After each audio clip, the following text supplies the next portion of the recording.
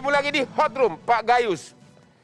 Saya belum pernah mendengar seorang mantan Hakim Agung mengkritik putusan koleganya. Dan malam ini, inilah pertama kali Profesor Dr. Gayus Lumbun mengatakan putusan Edi Prabowo itu tidak logis dan tidak juridis. Kalau di tingkat Mahkamah Agung sebagai benteng keadilan, putusan sudah tidak logis dan tidak juridis, terus kemana rakyat ini pergi? Tentu semua keadaan kontroversial di masyarakat itu harus disikapi. Disikapi oleh Mahkamah Agung. Ya. Sikap apa yang paling elegan dan sesuai dengan yuridis. Menurut Bapak apa yang elegan? Di zaman yang dipimpin oleh Pak Suryadi pada tahun 67. Ya. Dalam keadaan tertentu baik keuangan pengadilan-pengadilan maupun putusan-putusan yang menghebohkan masyarakat, Pak Suryadi sebagai MA ketika itu memerintahkan punya instruksi nomor 1 SEMA kurung instruksi tahun 1967 agar ada dilakukan eksaminasi. Kalau sudah dieksaminasi terus diapain? Putusan eksaminasi yang berlaku kemudian ke Mahkamah Agung yang menyelenggarakan, kecuali eksaminasi oleh publik pernah, UI menyelenggarakan, LBH pernah, ya tidak ada hasil apa-apa karena dinyatakan memang betul dia menyimpang, titik. Kalau kasus Edi Prabowo ini masih perlu nggak dieksaminasi dan terus selanjutnya ini apa? solusi karena MK telah memutus melarang jaksa untuk PK. Jalan satu-satunya hanya PK. Lalu siapa yang bisa menyelenggarakan? Mahkamah Agung. PK-nya PK bentuknya eksaminasi, instruksi untuk dilakukan eksaminasi. Kenapa? Kalau tadi dibahas dengan banyak panjang lebar, tidak pernah dibahas sedikit pun mengenai hakim yang dissenting opinion atau concurring opinion. Kenapa nggak dibahas? Ini menentukan, ini indikator yang kuat. Hakim bisa 3, bisa 5, bisa 7, pernah 9 Mahkamah Agung ketika perkara Bulog. Artinya kalau ada satu yang dissenting, apalagi lebih dari satu, kalau 3 ini 1 dissenting.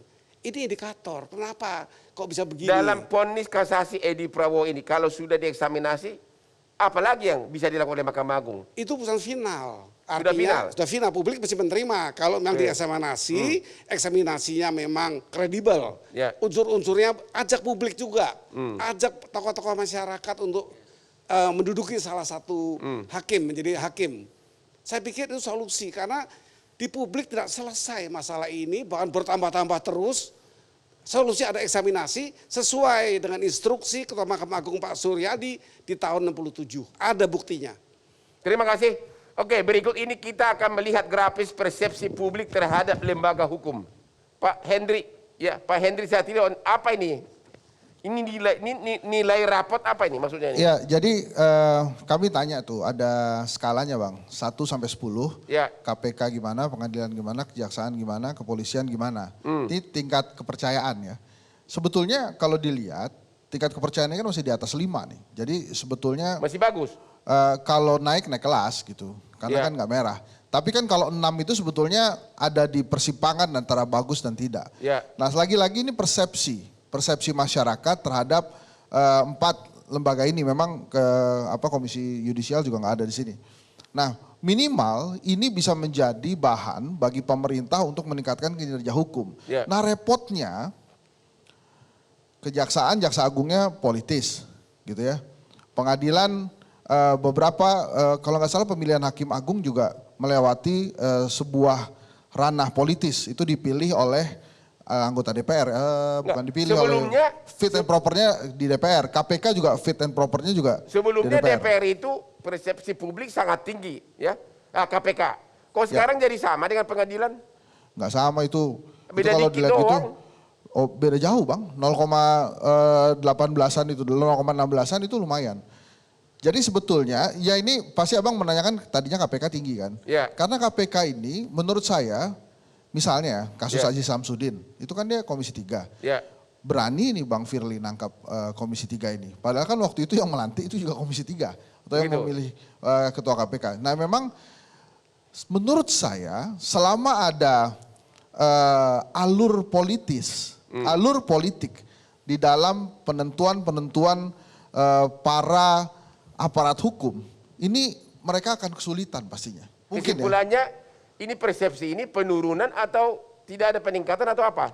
Tidak ada peningkatan, jadi agak turun ini Bang. Turun ini pastinya. Tapi ini kan lagi-lagi masalah persepsi dan waktu itu ada gonjang-ganjing misalnya untuk KPK ya, ada isu undang-undang KPK dan lain-lain. Mungkin Prof Gayus lebih paham ya bagaimana kemudian supaya penentuan para penegak hukum ini tidak usah melalui langkah-langkah politis di DPR. Karena begitu masuk ke sini akan ketemu lagi hal-hal yang begini. Ini masalah kepuasan. Kepuasan terhadap lembaga penegak hukum. Ini kalau angka 1 sampai 10, 6 berarti semua lulus dong Pak. Lulus tapi kan nggak bangga gitu. Apa ini? C atau D? C ya? B- atau C plus gitu ya. Nggak lulus sih lulus tapi kan nggak bangga gitu. Jadi nggak bisa tantang-tenteng gitu. Kalau Anda nilainya 8, nilainya 9 itu oke lah. Bahkan kalau 7 sekian aja kan udah minta perpanjangan masa jabatan gitu kan. Kalau begini nih susah ada yang minta perpanjangan masa jabatan karena memang diperhatikan betul gitu. Nah, bersih dari korupsi juga begini. Jadi ini lagi-lagi adalah persepsi sebetulnya begini Bang. Inti dari semua hasil survei ini adalah ada persepsi yang ingin sekali dibangun oleh masyarakat bahwa ayo dong penegak hukum tolong tidak tebang pilih dan lakukan hukum sebaik-baiknya.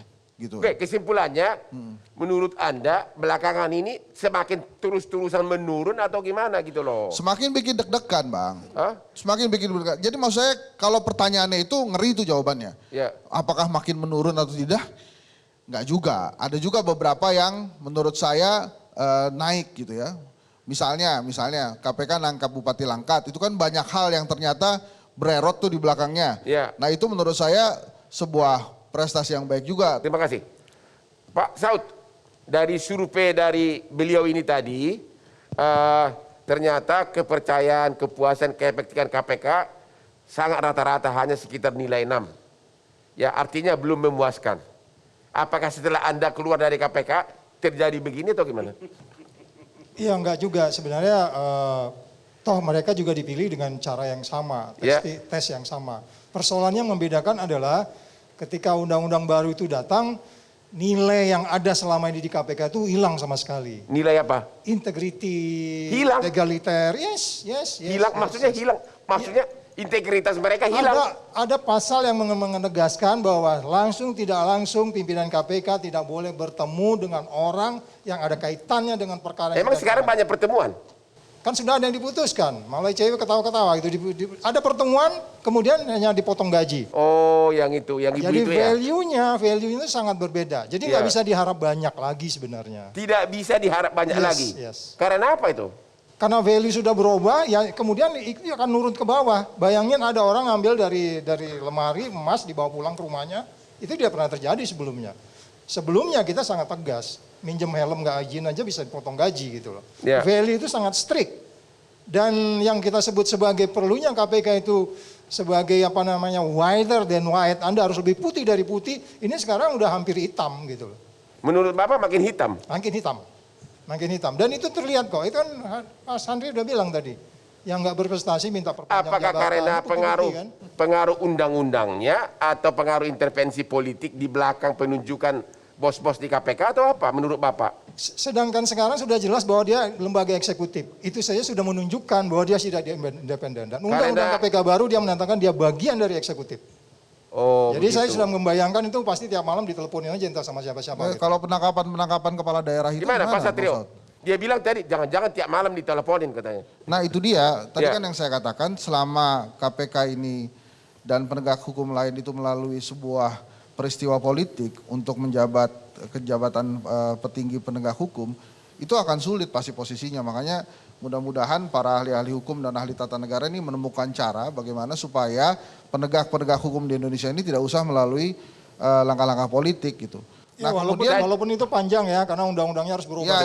Pak Saud tadi mengatakan dengan adanya undang-undang tersebut maka KPK menjadi lembaga eksekutif ya? Yes, itu tegas. Nah itu. Dan lembaga eksekutif mengusut teman sesama eksekutif dan dia bagian dari eksekutif.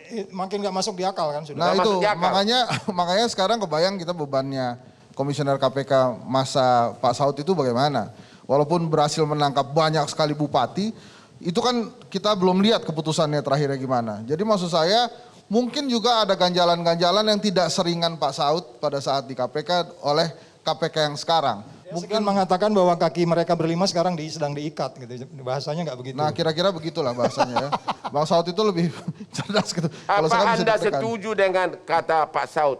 Selama undang-undang ini tidak dirubah yang membuat KPK sebagai bagian dari eksekutif, tidak mungkin ada perbaikan. Sebaiknya memang KPK independen. Terima kasih. Seperti waktu itu. Kita istirahat dulu setelah berikut ini.